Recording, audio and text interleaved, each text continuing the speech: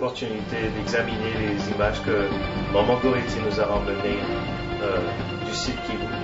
Nous avons vu l'émotion, nous avons eu des moments de tristesse, mais le travail que vous êtes en train de faire, maman, nous donne de l'espoir. Mais la question qui nous vient après les images que nous avons vues est de savoir combien d'enfants, combien de ces mamans ont pu bénéficier de l'œuvre que vous avez montée dans le site Kivu. Oui, le nombre des enfants pour le moment, on en a 30. Et nous avons des mamans, 60 mamans pour le moment. 60 mamans. 60 mamans qui sont en train d'apprendre la couture et l'alphabétisation. Voilà.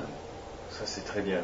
Mais il y a une question qui me vient dans la tête. Nous savons que, à voir les images, que c'est une région qui a été totalement dévastée. Mais il y a sûrement beaucoup d'orphelins là-bas. Quels étaient les critères de sélectionnage, de sélection de ces enfants? Oui, les critères, c'était les enfants qui avaient perdu tous les deux parents. Ils sont nombreux, ils ne sont pas que 30, mais nos capacités n'étaient pas plus que 30. C'est ce qu'on pouvait faire. J'imagine, parce que nous savons que vous avez 6 enfants biologiques, personnellement ici aux États-Unis, et nous voyons encore que vous avez 30 enfants. Vous avez 60 mamans à votre charge, mais comment faites-vous pour vous en sortir? Mes enfants des USA sont des grands enfants qui comprennent le fardeau des mamans, qui comprennent la passion des mamans pour la vision que Dieu m'a donnée. Et mon mari est la même. Il comprend aussi que j'ai un fardeau qu'il partage avec moi. Voilà. Ça, c'est le meilleur aspect peut-être de ce que vous venez de nous dire, que votre famille partage le fardeau que vous avez et vous aide dans l'entreprise que vous êtes en train de mener. Mais 30 enfants, 60, vous n'avez pas besoin d'aide, vous n'avez pas besoin de plus de ressources, parce que vous nous avez dit tantôt pendant la pause, que votre cœur s'est arrêté quand vous êtes arrivé là-bas. Malgré que vous avez pu avoir 30 enfants, mais pouvoir renvoyer les autres, parce que vous n'avez plus d'espace, était assez difficile. Oui. Mais comment est-ce que les gens qui nous suivent maintenant, les gens de bonne volonté, les gens qui voudraient bien investir dans l'œuvre que vous êtes en train que vous avez mise en place sur le terrain, pourraient agir? Comment pourraient-ils vous faire parvenir l'enfant? Comment pourraient-ils vous faire parvenir leurs mains de soutien? Quel est l'outil que vous avez mis à la disposition de l'audience, du public, de nos frères congolais, pour qu'ils puissent aussi contribuer et aussi avoir les bénédictions que vous recevez en faisant le ministère que vous êtes en train de faire?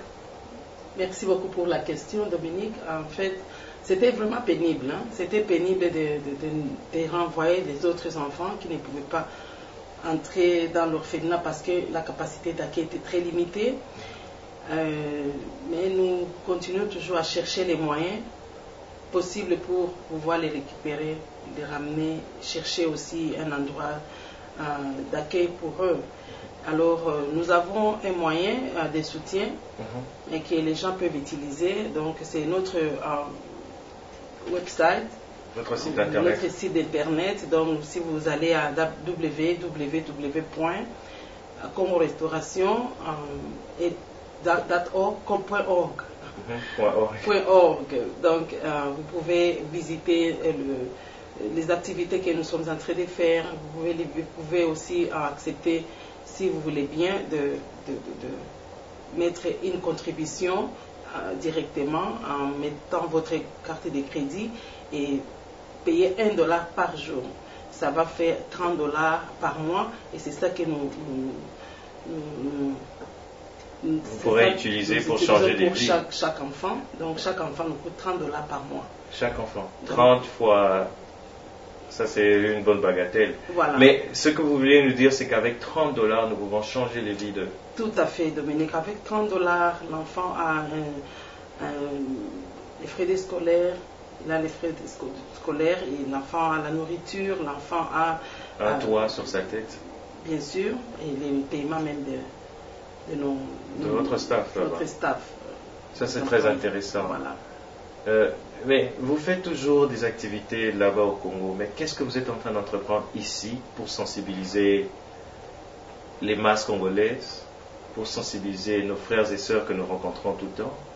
Qu'est-ce que vous êtes en train de faire? Oui, sur place ici, je fais les mouvements de sensibilisation, j'organise les conférences, j'organise beaucoup d'événements en tout cas pour essayer de donner l'information à notre public. Et d'ailleurs, le 26 de ce mois, le 26 mars, nous avons une conférence qui va être tenue pour exactement donner l'information aux gens qui ne connaissent pas de ce qui se passe chez nous, pour essayer aussi de montrer à notre public ce que nous sommes en train de faire, l'impact que l'argent dont ils sont en train de contribuer dans l'organisation est en train de faire dans la vie des enfants et des femmes là-bas au Congo. Voilà. Merci bien en tout cas pour l'information que vous venez de nous donner. Et malheureusement, le temps est vraiment limité. Oui, si vous permettez, Dominique, nous avons aussi notre activité Climb for Congo. Nous avons une équipe des alpinistes de Texas. Mais moi, j'aime bien grimper aussi. J'aime bien faire l'alpinisme. Mais combien cela nous coûte pour participer à cet événement? C'est $20 pour venir. $20 qui vont servir à nourrir les enfants, à payer les frais au pays. Oui, $20 qu'il faut payer pour entrer. Vous pouvez participer au jeu, vous pouvez donc faire l'alpinisme. Les enfants aussi peuvent venir? Oui, les enfants peuvent venir, et puis vous aurez aussi un t-shirt, un tricot avec les logos Climb for Congo, les logos du Congo et de l'Afrique en général. Ça, c'est très intéressant. Mais les informations peuvent être retrouvées sur votre site internet. Oui, vous pouvez aller. Donc, si vous êtes intéressé à participer à tous les événements que Maman Goretti est en train d'organiser ici même à Dallas, vous pouvez aller sur son site internet qui est www.congorestauration.org et vous aurez les informations. Comme je le disais tantôt, le temps nous est vraiment imparti. Nous aurons vraiment voulu rester là avec Maman Goretti, apprendre en long et en large, entendre toutes les histoires, mais le temps est vraiment limité. Nous ne pouvons que vous remercier pour avoir bien voulu venir et vous prêter à notre jeu, c'est-à-dire à vous exposer à notre audience. Nous vous en remercions beaucoup du fond du cœur de nous avoir donné cette leçon. Et avant que vous nous quittiez, est-ce que vous avez un dernier mot à dire à notre audience?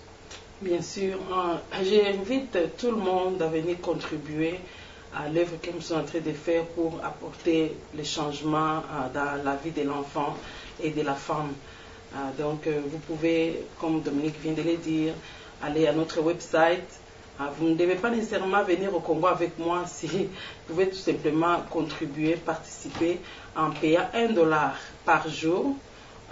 Allez dans notre website, vous pouvez faire un paiement automatique, seulement mettez votre carte de crédit et chaque mois, chaque jour, ça va prendre $1 jusqu'à ce que vous allez arrêter vous-même. Donc voilà, et encore une fois, j'appelle le public de venir soutenir l'œuvre que nous sommes en train de faire pour restaurer notre nation. Ok, merci beaucoup en tout cas. Mes remerciements à toute l'équipe technique de CBNext pour nous avoir permis d'avoir ce moment. Et nous vous saluons aussi là où vous êtes. Vous entendez le cri d'appel du Congo, le cri d'alarme qui nous est lancé, et aussi l'opportunité qui nous a été présentée de pouvoir aider nos frères et sœurs qui sont au pays. N'hésitez pas en tout cas à contacter CBNext, contacter Maman Goretti, visiter son website. Au moins, nous saurons que nous avons servi à quelque chose, n'est-ce pas? Merci Bon, beaucoup. merci bien et à la prochaine.